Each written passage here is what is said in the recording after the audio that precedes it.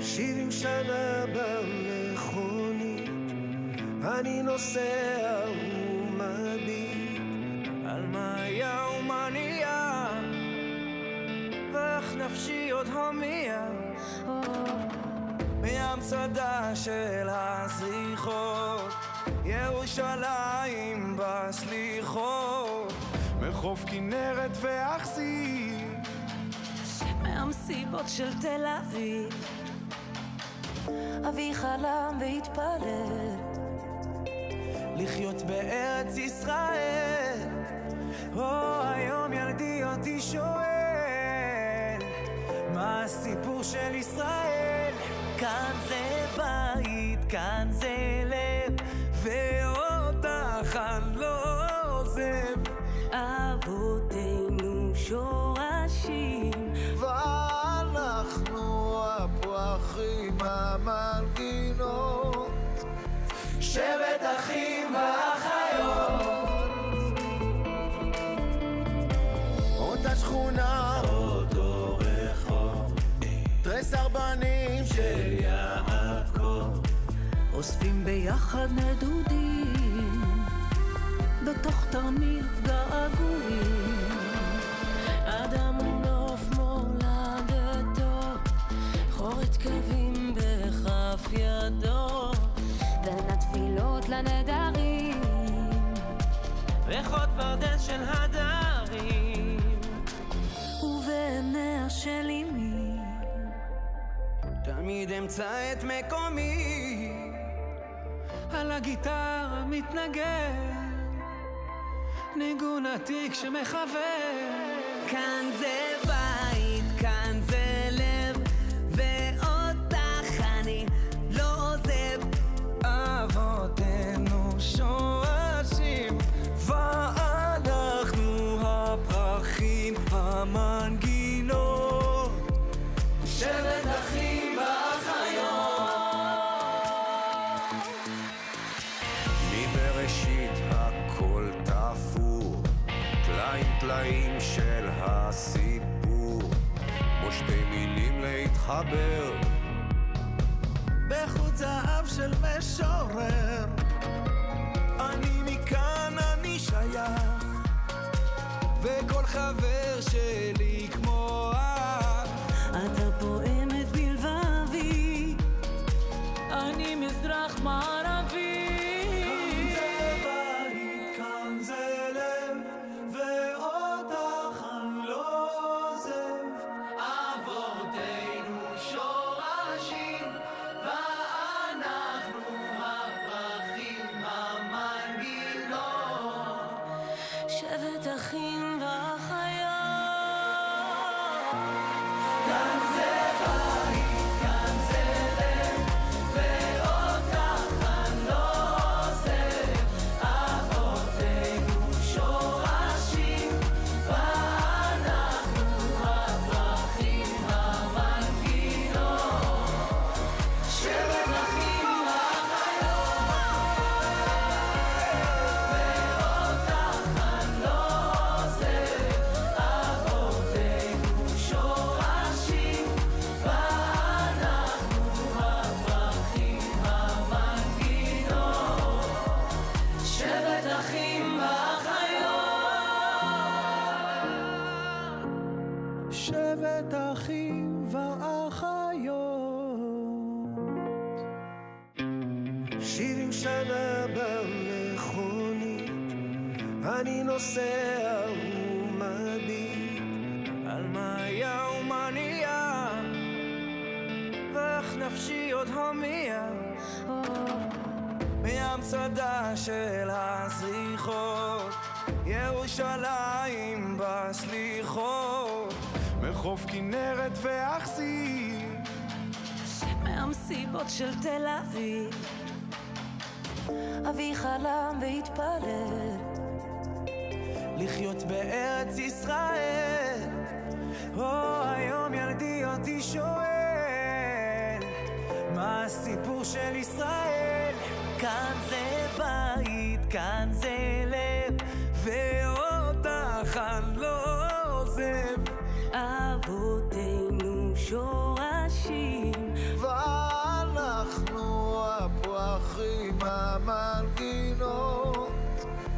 שבט אחים ואחיות, אותה שכונה, אותו רחוב, תרי סרבנים של יעקב, אוספים ביחד נדודים בתוך תרמיל געגועים. אדם הוא נוף מולדתו, חורת קווים בכף ידו, בין התפילות לנדרים ריחות פרדס של הדרים, ובעיניה של אמי תמיד אמצא את מקומי. על הגיטרה מתנגן ניגון עתיק שמחבר. כאן זה בית, כאן זה לב, ואותך אני לא עוזב. אבותינו שורשים, ואנחנו הפרחים, המנגינות, שבט אחים ואחיות. מבראשית הכל תפור, טלאים טלאים של הסיפור, כמו שתי מילים להתחבר בחוט זהב של משורר. אני מכאן, אני שייך, וכל חבר שלי כמו אח. אתה פועמת בלבבי, אני מזרח מערבי. כאן זה בית, כאן זה לב, ואותך אני לא עוזב. אבותינו שורשים, ואנחנו הפרחים, המנגינות, שבט אחים ואחיות. כאן זה בית, כאן זה לב, ואותך אני לא עוזב. אבותינו שורשים, ואנחנו הפרחים, המנגינות, שבט אחים ואחיות, ואותך אני לא עוזב. אבותינו שורשים, ואנחנו הפרחים, המנגינות, שבט אחים ואחיות. שבט אחים ואחיות. 70 שנה במכונית, אני נוסע ומביט על מה היה ומה נהיה, ואיך נפשי עוד הומייה מהמצדה של הזריחות, ירושלים בסליחות, מחוף כנרת ואכזיב, מהמסיבות של תל אביב. אבי חלם והתפלל לחיות בארץ ישראל. היום ילדי אותי שואל, מה הסיפור של ישראל? כאן זה בית, כאן זה לב, ואותך אני לא עוזב. אבותינו שורשים, ואנחנו הפרחים, המנגינות, שבט אחים ואחיות, אותה שכונה, אותו רחוב, תרי סרבנים של יעקב, אוספים ביחד נדודים בתוך תרמיל געגועים. אדם הוא נוף מולדתו, חורת קווים בכף ידו, בין התפילות לנדרים ריחות פרדס של הדרים, ובעיניה של אמי תמיד אמצא את מקומי. על הגיטרה מתנגן ניגון עתיק שמחבר. Greetings from the Tel Aviv beach. Don't be fooled, this is a virtual background of a dirty apartment. As I film this, it is a little after 10 a.m. in Phoenix. It is 7 p.m. in Israel. That's right, I'm in the future. So I'm Benji Love, and it is great to be part of the virtual men's event hosted by the Desert States. I don't know who's doing your marketing, but if someone called me a virtual man, I'd be insulted. That's just me. I've been doing comedy online for almost a year, and I know it's weird. The communication's one way. I can't see a smile. I get no positive feedback. Reminds me of my childhood, actually. So guys, it's been a tough year, but as we Jews know, better to laugh than to cry. You think you've had it hard? I'm an immigrant going through COVID. I was in the States doing shows in March, had to cancel the end of my tour and fly back to Israel immediately. I got to Ben Gurion Airport, landed, and they said to me, from now on, you must keep a distance of 2 meters. And all I could think was, oh my God, now I have to learn the metric system. I'm gonna die because I'm American. Can we stop calling this the new normal? Really? The new normal? I'm watching Netflix till 3 a.m. I'm eating Ben & Jerry's out of the container. I'm 46 and single. It feels like the old normal, doesn't it? Old normal, new normal, not a lot of wiggle room. I was in quarantine for 2 weeks, couldn't leave. Fortunately, my neighbors would bring me food, but I don't want to be annoying and bother them. So on day 12, 13, 14, I'm seeing the food supply go down. I felt like I was back in college. I'm like, all right, what do we got here? All right, tomato, butter, and hummus. That's a meal. I can do this. Guys, we're having another election in Israel next month. Can you believe it? It's too much. You know what? I think Israeli voting culture should be more like Americans. Yeah, because then I'd hear people say things like, you know what? So help me God, if Bibi wins again, I'm moving to Lebanon. I will do it this time. It's been tough not traveling, and I know you're all dying to come to Israel, which is ironic because we're all dying to leave. And it's not that we don't love it, but this country is the size of a Scottsdale golf course, all right? It's tiny. It's a little crowded. And to be honest, I miss you guys. Because when you guys come visit, that's when I feel like my Hebrew is good. Benji, your Hebrew is excellent. Like, I ordered water. Whether it's on a JNF mission or another trip, I can't wait for you to visit when it's over. And if you could just stop by my parents' house to get my Amazon packages, I would really appreciate it. Thank you for supporting JNF. I'm Benji Lovett. Stay healthy. Hello and good evening. I'm Bob Diener. I'm Rudy Troisi. And I'm Marty Locke. On behalf of my co-chairs and the Desert States region, thank you for joining us this evening. Arizona has hosted our annual men's event for the last 3 years, and this year we are thrilled to welcome attendees from communities all over the country: Arizona, Texas, California, Nevada, New York, New Jersey, Florida, Illinois, and I'm sure many other states. We would like to extend an important thank you to our host committee members. In these uncertain times, we will continue to find ways to come together and be united. We see a bright future for Israel and the Jewish people, but we cannot succeed in bringing our vision to life without you.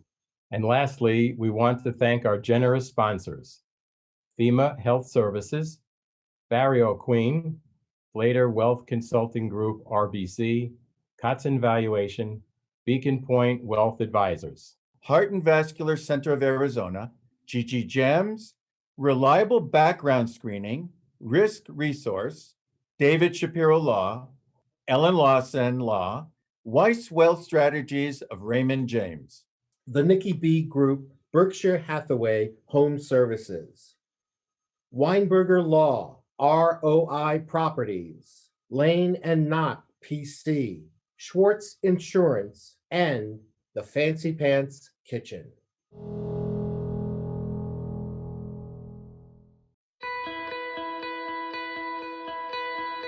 It all begins with a vision. Creating a bright and prosperous future for the land and people of Israel is Jewish National Fund's vision. The vision we build upon every day.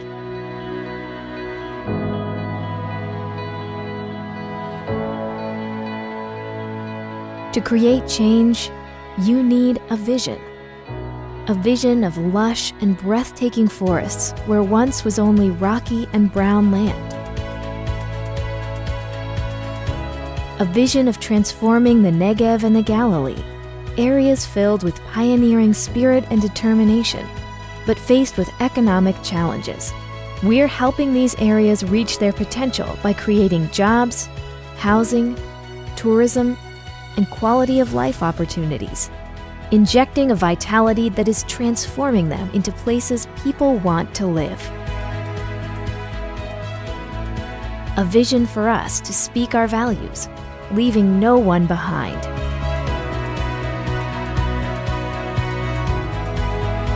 A vision of quenching the thirst of Israel's population and allowing the agricultural economy to thrive by bolstering Israel's water security with reservoirs, drip irrigation, and river rehabilitation. A vision that took Israel to recycling 85% of its water today. A vision that searches for solutions that will make a better tomorrow. From state-of-the-art greenhouses to flourishing pepper and flower farms to high-tech labs that are working on medical breakthroughs. A vision of a continuum that engages at every age, from the time you're born through adulthood and beyond, ensuring that we are raising tomorrow's leaders today. A vision that understands that a nation must know its past to create a stronger future, that the stories of our history are preserved to be retold for generations to come. Since 1901, Jewish National Fund has been guided by a vision of a bright, beautiful future for the land and people of Israel. A vision that Jewish National Fund delivers on year after year. Be a part of our vision. Join us.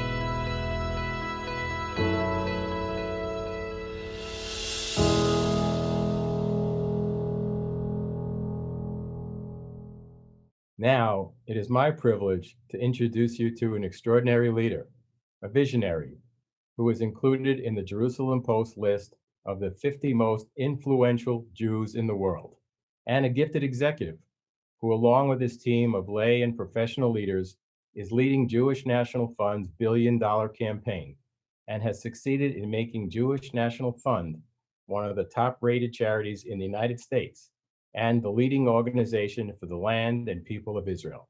Please welcome our Chief Executive Officer, Russell F. Robinson. Thank you, Marty, and welcome to everybody today. Remember the family. Come home for a visit. That is a motto, that is a saying that the Jewish National Fund takes so in their hearts. Remember the family. Come home for a visit. So traveling is, of course, something that we're all anticipating. We're not sure whether it will be tomorrow, next month, in 2 months, but we are going to travel. And when we do, make your first trip Israel. Now, in the time that we haven't gone, the Jewish National Fund has been there. You have been there every step of the way with the people of Israel. As soon as quarantine happened, we had to bring first a plane load of our kids from our Mus High School in Israel home. And we were able to do that. And within 2 days, chartering a flight, bringing them from their family in Israel to their families back in the United States. Our trips were canceled. We were frustrated. We were wondering what was going to be tomorrow. But at Jewish National Fund, we knew that we had to be close to our people. So we started our virtual mission tours. Yeah, trips to Israel. And if you haven't done one, go on our JNF site and travel to Israel virtually for 1 week. Because I have to tell you, 5,300 people have done that already. 5,300 people with live guides, sometimes waking up at 3 o'clock in the morning to deal with the West Coast. But they have been bringing us home to Israel and showing us the sights and the sounds and meeting the people. And who do we get to see on that trip? We get to go all the way up north and still visit at the Galilee Tourist Information Center. And soon when you come to Israel, and if you want to come on our national conference this October, sign up and come and see the beginning of the Galilee Culinary Institute by JNF. Yes, a full culinary institute with the Rosenfeld School of Culinary Arts teaching students from around the world, not just culinary arts from 84 different nationalities. 84 different nationalities that make up a place called Israel. Come to the Galileo Culinary Institute as a tourist, and you could be part of going to our restaurant or take some cooking classes for an hour or a half a day. Come stay at some of the hotels up in the north and spend a day at our Culinary Institute and learn Bedouin cooking, Ethiopian cooking, Tunisian cooking, all brought to you by Jewish National Fund. Or come down south with us and go to Beersheba and see 7 miles of Riverwalk, or a 29-acre lake which opened up in August, and we're waiting for you to come visit. 29-acre lake in the middle of the desert in Beersheba, brought to you by Jewish National Fund. You travel down all the way to the Arava, see the miracles that our people have done with the land by taking 1 drop of water and producing crops that 55% of the peppers go overseas. From a piece of land that only gets 2 inches of rain a year, it all comes in 2 days. But because of you, because of them, because together we have brought that land alive, come home for a visit. See everything that you have created.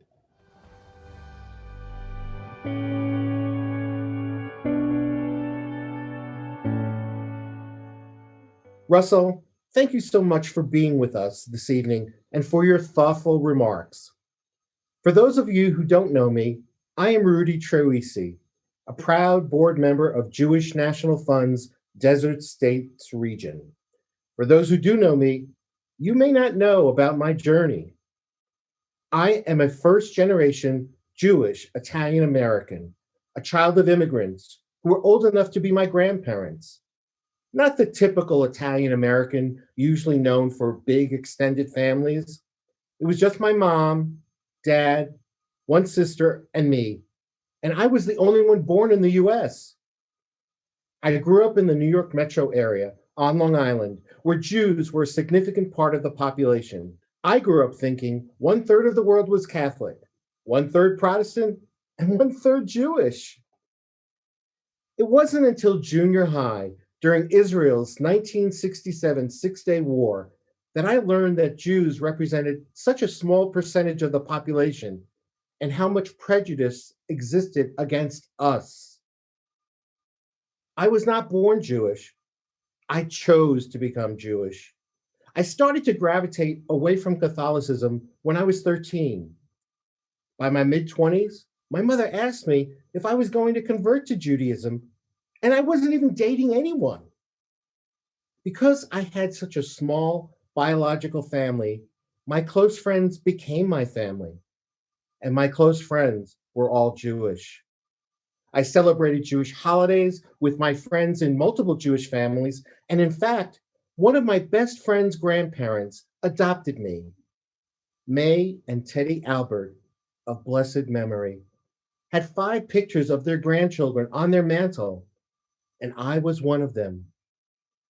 When I met my wife, Donna, it was a no-brainer that I would convert to Judaism. What I didn't realize was that Judaism would fill a void in my life. I wanted to keep a kosher home, and I converted according to Orthodox principles.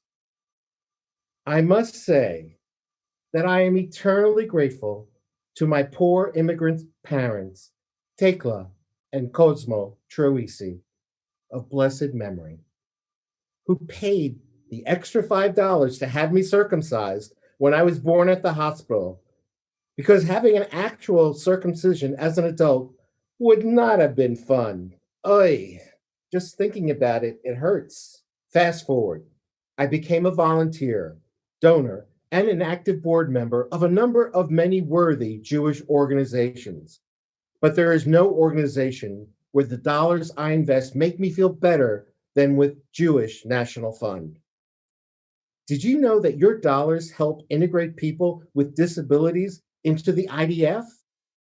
Did you know that your dollars are funding the first rehabilitative hospital in the South that will care for all Israelis as well as soldiers in the IDF? Did you know that your dollars bring students from Asian countries to Israel to learn modern farming techniques to bring back to their native lands? Did you know that your dollars built the largest and most secure indoor playground in Israel? If we do not take the lead in ensuring our future by supporting Jewish National Fund and Israel, who will? The number of Jews in the US is continuing to decline. If not me, if not you, who will ensure that our children and grandchildren and great-grandchildren are left with a strong and vibrant Israel? Your gift matters. Join me in making a meaningful gift today so that Jewish National Fund can ensure a strong Israel for generations to come. Please take the time to read the text or go to the link in the chat and make your investment in Israel now. JNF needs you. Israel needs you. Please do it now. Thank you.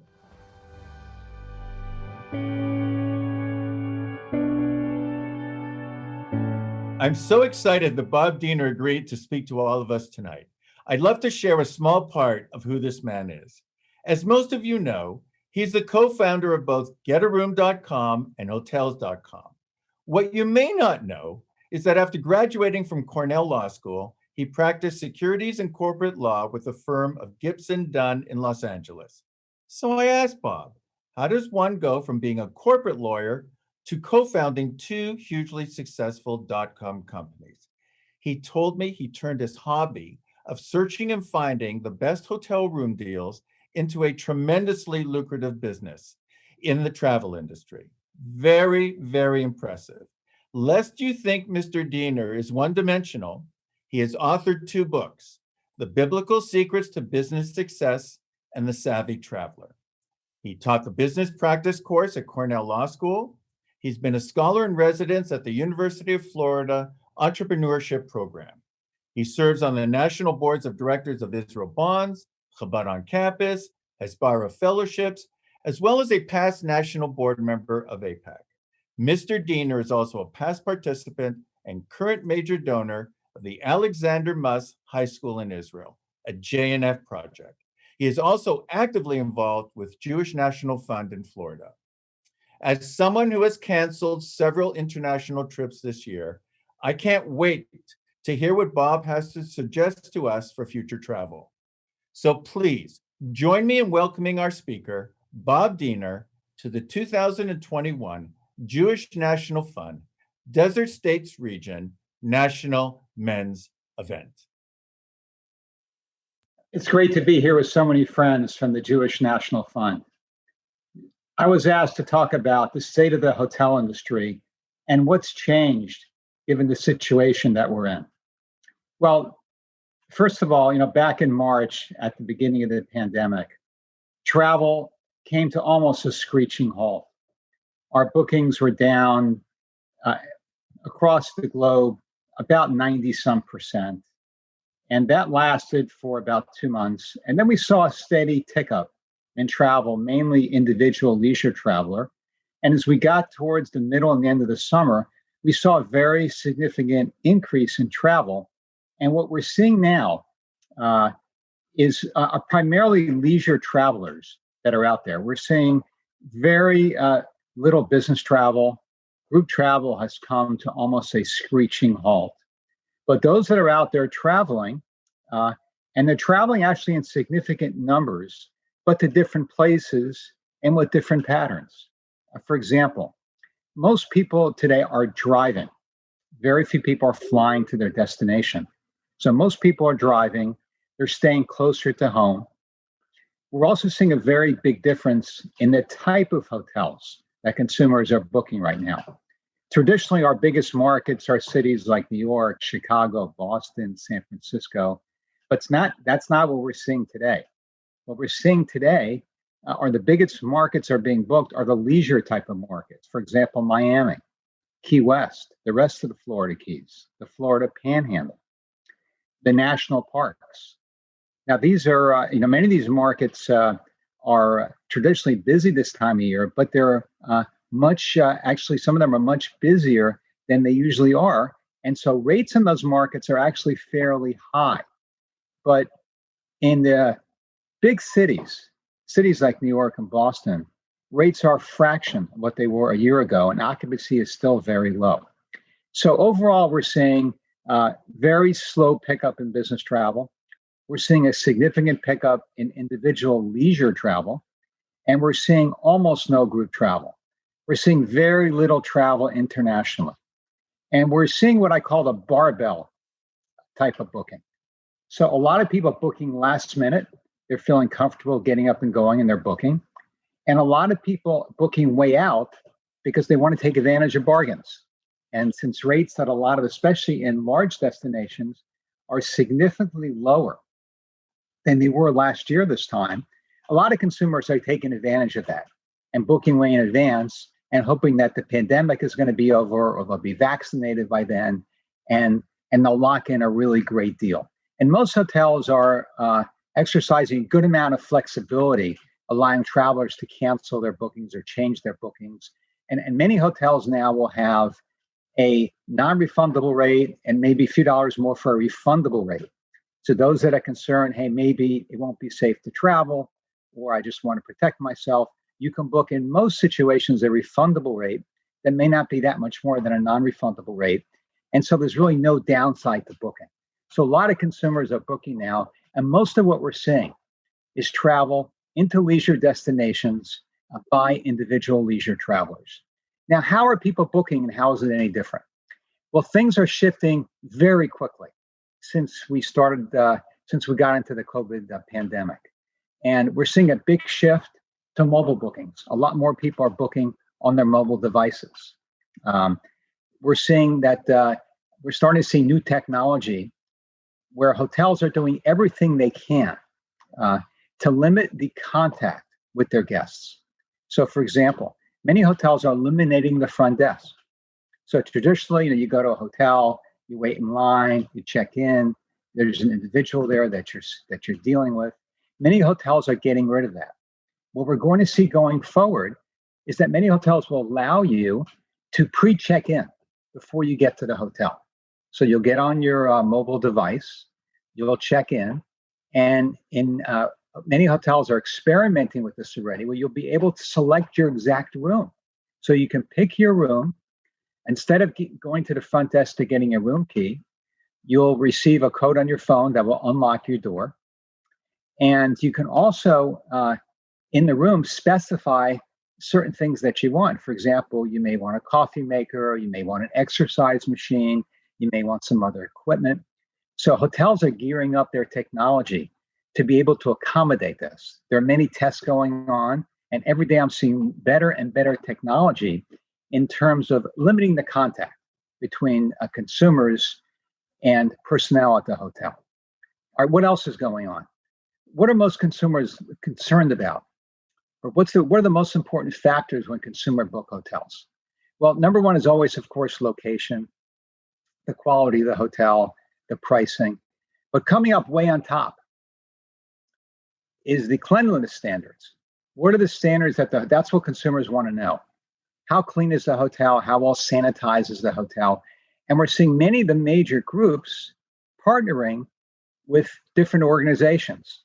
One of them's partnering with Lysol, one of them's partnering with Cleveland Clinic, another one's partnering with another major hospital group. So many of the hotel groups are finding partners that can gain consumer confidence. And many hotels are putting special ribbons on your door so you know that no one's been in that room since it's been sanitized. And you can go on the net and go look at many hotels' websites and see what their policies are. So this is what consumers are looking at today. They're looking at not only location and price, but they want to know what are the cleaning standards for this hotel. We're also seeing new robotic technology coming in, where some hotels are not even sending in a live maid service, but they're sending in a robot to clean your room. And this technology, we expect, is going to increase significantly, even when we're out of COVID, because it's more efficient, it costs less, it's so efficient to have consumers check into their room, specify what they want in advance. We're also seeing mobile concierge. So instead of going downstairs and talking to the concierge and dealing one-on-one with the concierge, much of that now is transforming to your mobile app. So the app is really the big trend in hotels now, is they want to do everything they can with an app. Order your food versus picking up the phone with an app, deal with the concierge with an app, check in with an app, book other items in the hotel with an app, mobile wallet. Hotels want you, before you even get to the hotel, instead of giving them your actual credit card on check-in, many hotels will take your credit card through your mobile device, and then you'll basically have a wallet at that hotel, and that's your spending account. So you don't actually have to take your credit card and give it to anyone. Grab and go for food is getting much bigger, where instead of going down, sitting in the restaurant or ordering in food, you basically go to an area in the lobby, they're spacing it out, pick your item, and it's automatically charged to your mobile wallet. So these are some of the trends that we're seeing. We also are seeing a lot of experimentation with virtual reality booking and virtual reality viewing of the rooms. So traditionally, consumers would see just kind of a regular snapshot picture of the room or the hotel. Some hotels have embraced videos. What we're going to see going forward is much more of a VR experience, so you really feel like you're in that hotel before you actually get there. Now, the other trends we're starting to see are, number one, a lot more pet-friendly hotels. People want to travel with their pet. They don't want to leave them home. We're starting to see a lot more wellness-type hotels, where hotels are focused on exercise and offering a lot of exercise classes and special food menus. We're also seeing a lot of micro hotels, small hotels with limited services, maybe very small rooms, chains like the Oyo chain, which is growing exponentially, where costs are a lot less, you have a lot less space, but the prices are great. We're also seeing the expansion of outdoor type of spaces.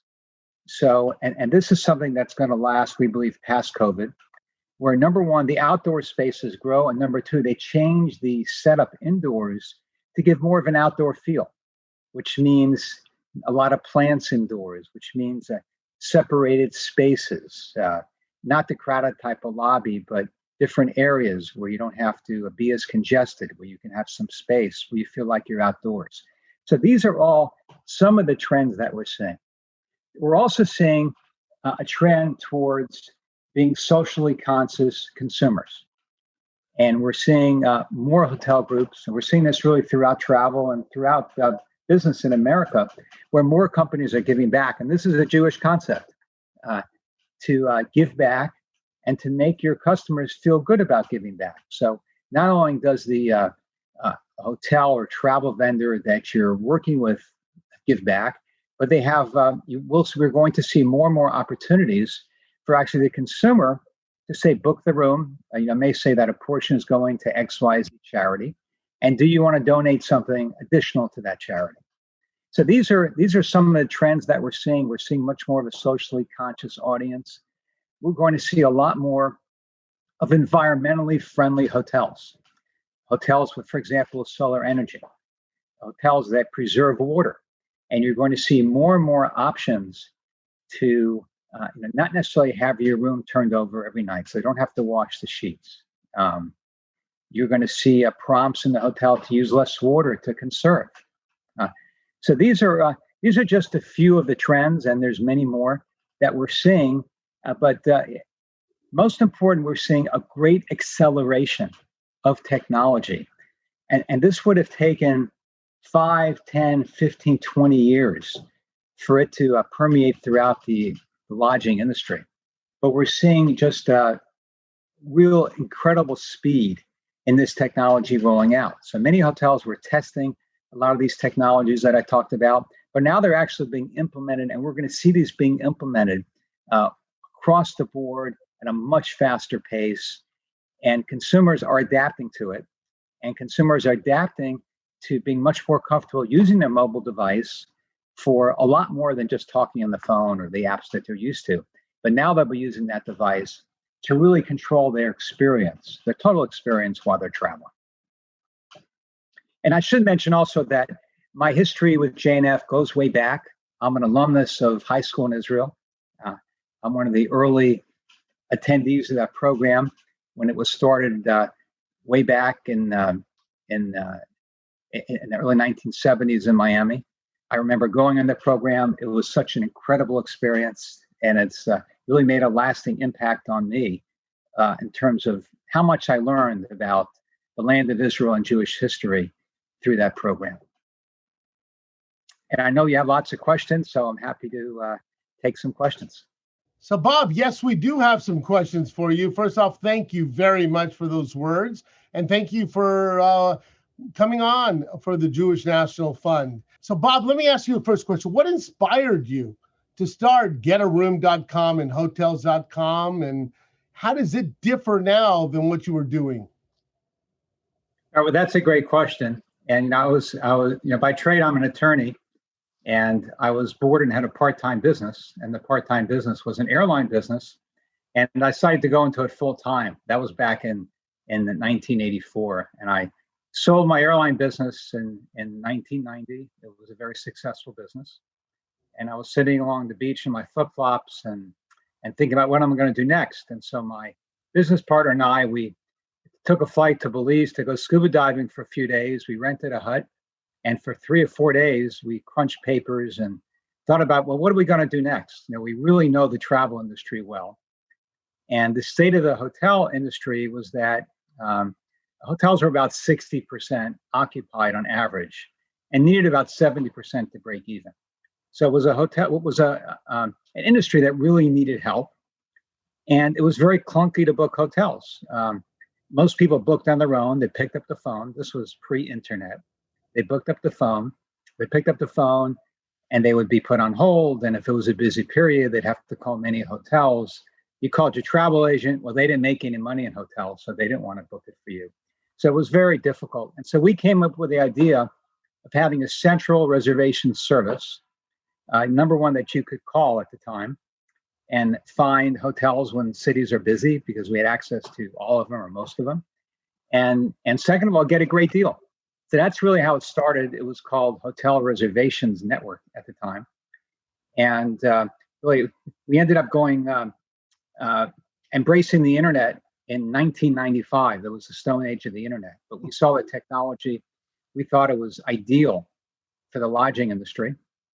And we built our first website in 1990, late 1995, early 96. It was called hoteldiscount.com. And we kept growing and growing. We actually went public in early 2000. And a couple years later, we changed our name to hotels.com. And of course, the rest is history. I sold hotels.com.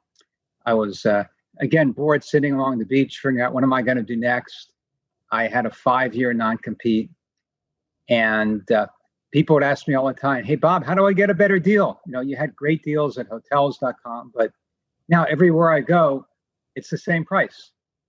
I go to this site, that site, everywhere I go, it's the same price. How do I get a better deal? So when my non-compete was over, we came up with a way to get a better deal. And that's what we built at getaroom.com. And we built what we call the VIP program. And now you can't join this. You have to be asked to join or be a partnering organization. But what we said to hotels is, look, we've got a network of millions of travelers that will stay at your hotel if you give them a better deal. And the hotel says, well, we'd love to give them a better deal and lure them into our property, but then everybody else wants the same deal and our prices just go down. So we said, we're going to come up with some ways to allow you to offer better pricing, and nobody's going to see it. So first we came up with what we called our unpublished rate program. So if you call getaroom.com today, you can get a better deal by phone. And then we improved that and we came up with the VIP program. And we have tens of millions of members in the program today, but nobody can find it. Nobody can join. But if you're a member and you have credentials, you can get a much better deal at about 50,000 hotels all over the US, really all over the world, that average about 20% less, and it can be as much as 70% less. So I know what you're going to ask me next. Well, how do I become a VIP member, right? Because everybody asks me that. Well, you can't. It's by invitation only. But because this is JNF, and I love JNF, and I love high school in Israel, and I told a couple of the JNF people that I would offer this, that if people make a donation, anyone that makes a donation from this program to JNF, I don't need to know how much it is. I just need to know it's a new contribution to JNF. I'm the only one that can actually make you a VIP member if you're not invited. So if you donate to JNF, send me an email, bob@getaroom.com, and tell me you donated to JNF from this program. I will make you a VIP member. See, anyone listening has got a good connection here. Thank you, Bob. And I was going to just give you my email address, but now thank you, because it gives everybody that opportunity to do a mitzvah and get a good deal. Why is it you explained to go to getaroom.com? I understand the VIP program that is going directly to the hotel. Is it all because of the packaging like you're doing with the VIPs? So we have several different programs. I mentioned the call center program. So see, hotels don't want, now it's so easy to shop online. When I created hotels.com, it was the internet was a small percentage of bookings. But today, most people obviously book online. So if a hotel lowers their rate online, everybody sees it, and then the hotel's average rate just goes down. But if they can segment their audiences and offer to only, say those that are affiliated with JNF a better deal, and everyone else doesn't see it, then that makes sense for the hotel, because then they can compete with other hotels without lowering their overall rate. So we came up with a variety of programs. The most successful is the VIP program. But we also came up with what we call flash sales. And so if you go to getaroom.com today and you search different destinations, you're going to see a lot of deals coming up. And you may go there 2 hours later and the deal is gone. So a flash sale is where a hotel lowers the rate, and it can be 5%, 10%, sometimes 50%, for short periods of time, anywhere from a couple hours to as much as 48 hours. And if you book it during that period, you get a better deal. But it's a snooze, you lose type of program. And we often tell you, you've got 2 hours or 24 hours or a certain amount of time to book the deal. And when it's gone, it's gone. It reverts to the regular internet rate, whatever that is. And then we may have 10 deals at different destinations or different hotels. And nobody knows when they're coming. It's a proprietary algorithm. But the bottom line is that a lot of people will book instantly. See, most people take their time to book. Most people will come to a site 4 or 5 times before they make a decision. People have a hard time making a decision because they think, oh, maybe I'll find something better. So they shop and they talk to the spouse, significant other, they come back, they look again, they come back. But if we tell you, hey, here's 40% off and you got 1 hour to book it, you're booking it on the spot. So it's good for us. It's good for the consumer. Hotels love it because they lock in the purchase. And then what happens is we can fill up a certain percentage of the inventory at a hotel. And then because they have a certain percentage filled in, they will raise the rate for everybody else. And so their overall yield at the hotel goes up. It's basic revenue management. And this flash sale program enables the hotels to revenue manage much better because it puts a certain percentage of people in their hotels quickly at a lower base rate. And then they know they have a certain percentage of the hotel occupied. And then they can charge more for the rest of the hotel. So it's a great program. All these programs have been expanding with great success. And again, everybody does well. Consumer gets a deal, hotel fills their rooms, and we sell more rooms and get a room. We're in this quarantine. You talked about it a little bit in your presentation about your outlook. What's your recommendation to companies and to organizations? How should we be planning forward, do you think? Well, we were talking a little bit, a little bit earlier about what's going to happen down the road when we come out of COVID. Well, I've been through a lot of crises, 9/11, the Great Recession, SARS, et cetera. And every single time, there's panic, there's despair, things are falling apart. Travel always comes back.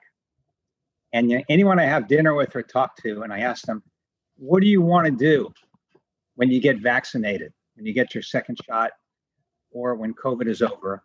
And almost everyone says, here's my bucket list of places I want to travel to. So we are going to likely to see travel like we've never seen it before, with enormous demand, especially to Israel. It's going to be incredible travel to Israel and to other destinations. There's almost no international travel right now.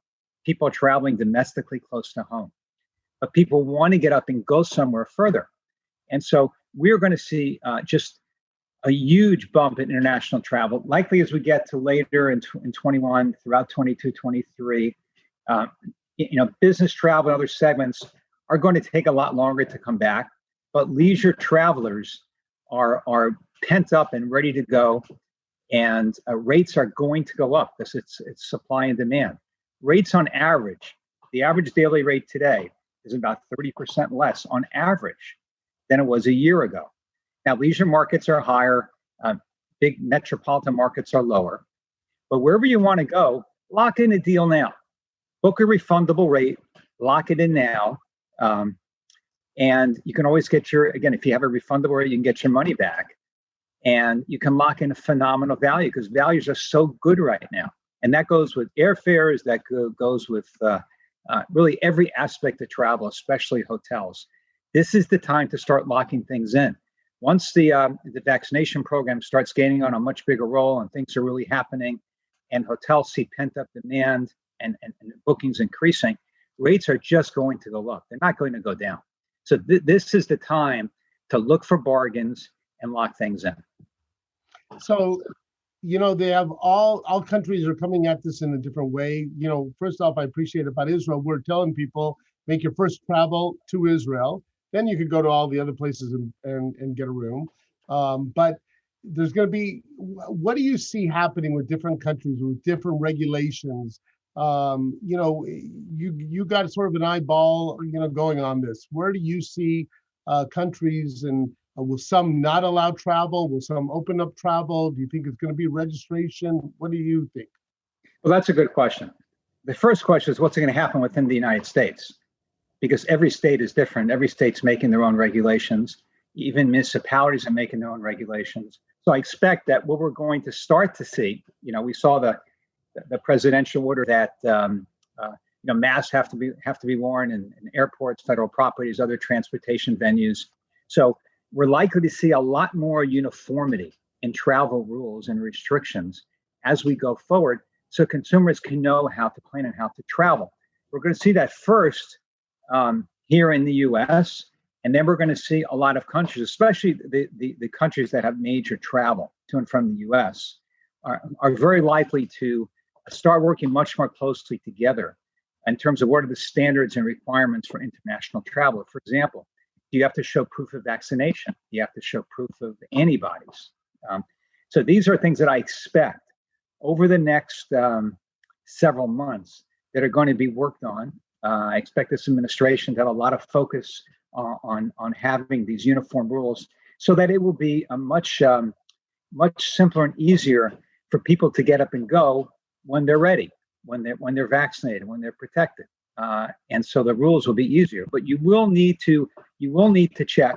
You should always check, for example, visa restrictions and visa requirements are different for every place that you travel to.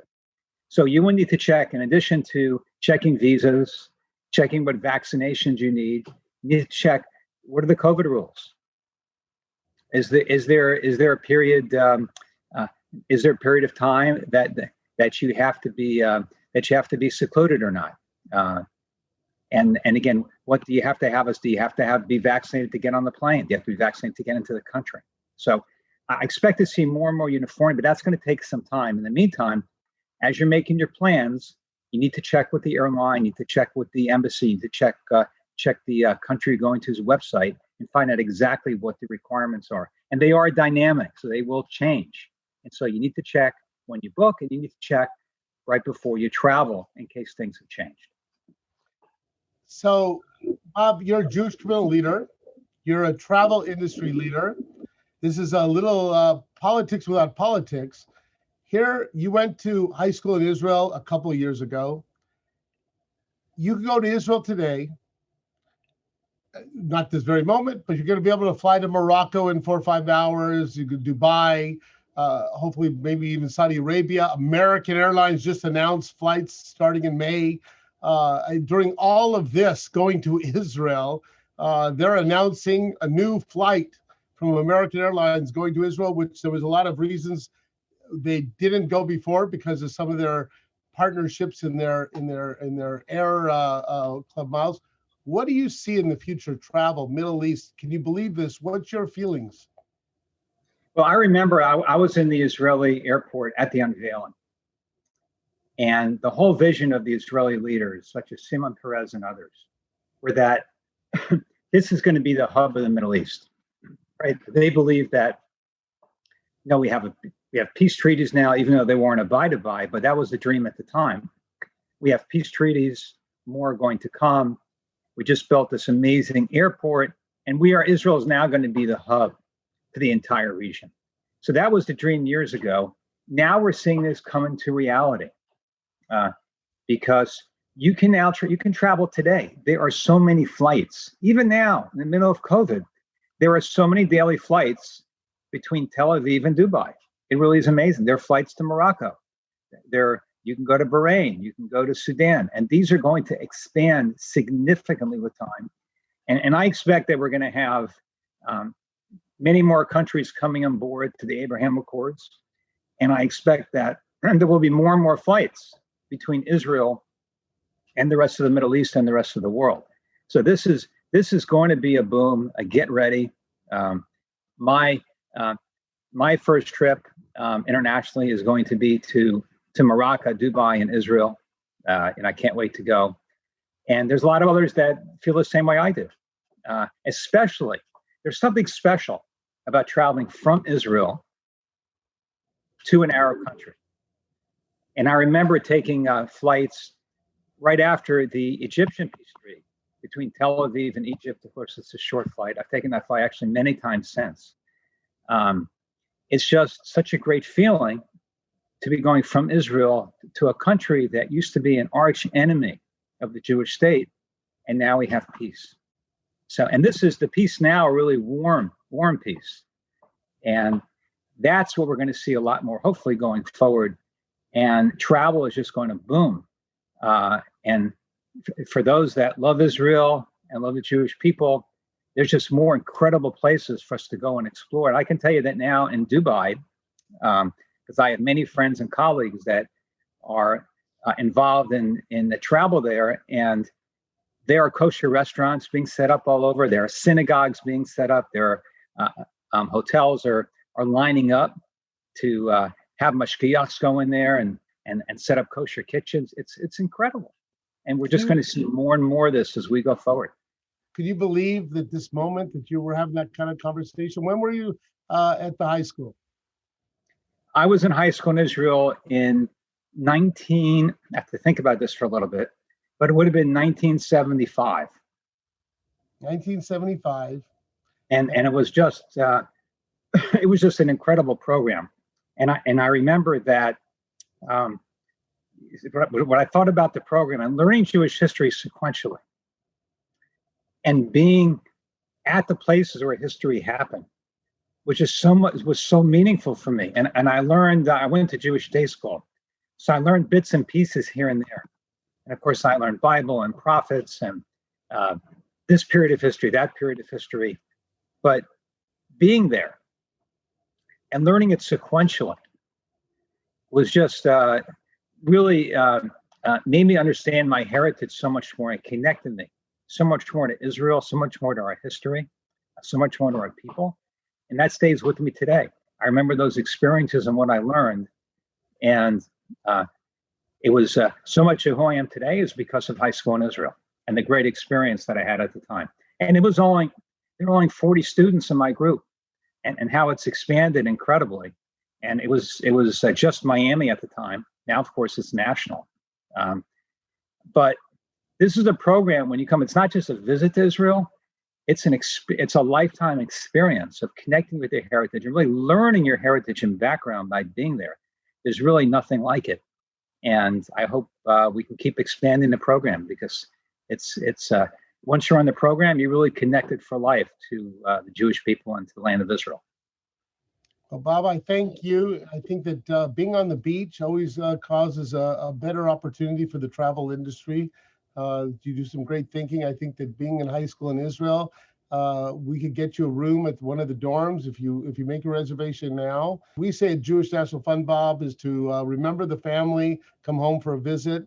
So we thank you for remembering our family, for being a leader, for being a Jewish leader, for being an industry leader, and for giving up your time and energy and commitment, because that's what keeps us going forward. Well, thank you for those comments, and thank you for all the great work you do at JNF. And I'm thrilled to hear that you're sold out. It's a great problem to have, and may you only continue to have such problems. Thank you very much. We want to thank everyone who participated tonight in this very unusual but very successful Jewish National Fund National Men's Event hosted by the JNF Desert States region. Thank you to Russell Robinson, our CEO, for moderating tonight's discussion and bringing us up to date on some of Jewish National Fund's most recent achievements and projects. Thank you to Bob Diener, who gave us quite an insight into the post-COVID world of travel. And thank you to all our donors who have given generously tonight, and to those of you who have already made your gift to our annual campaign to ensure that all the projects JNF USA is involved in continue to move forward even under these unusual circumstances. Remember, there is still time to make your annual pledge after tonight's event through a series of texts and emails that you will receive. We hope to see you all next year in person at our Desert States Men's Event. And thank you to everyone throughout the country for joining us. Until then, please stay safe and stay healthy, and remember to give. Thank you and good night.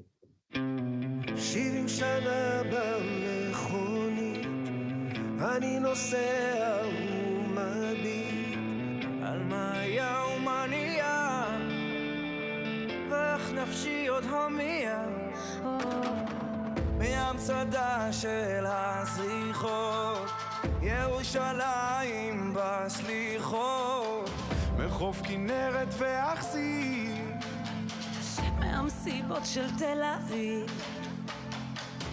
אבי חלם והתפלל לחיות בארץ ישראל. היום ילדי אותי שואל, מה הסיפור של ישראל? כאן זה בית, כאן זה לב, ואותך אני לא עוזב. אבותינו שורשים, ואנחנו הפרחים המנגינות, שבט אחים ואחיות, אותה שכונה, אותו רחוב, תרי סרבנים של יעקב, אוספים ביחד נדודים בתוך תרמיל געגועים. אדם ונוף מולדתו, חורת קווים בכף ידו, בין התפילות לנדרים, ריחות פרדס של הדרים, ובעיניה של אמי תמיד אמצא את מקומי. על הגיטרה מתנגן ניגון עתיק שמחבר. כאן זה בית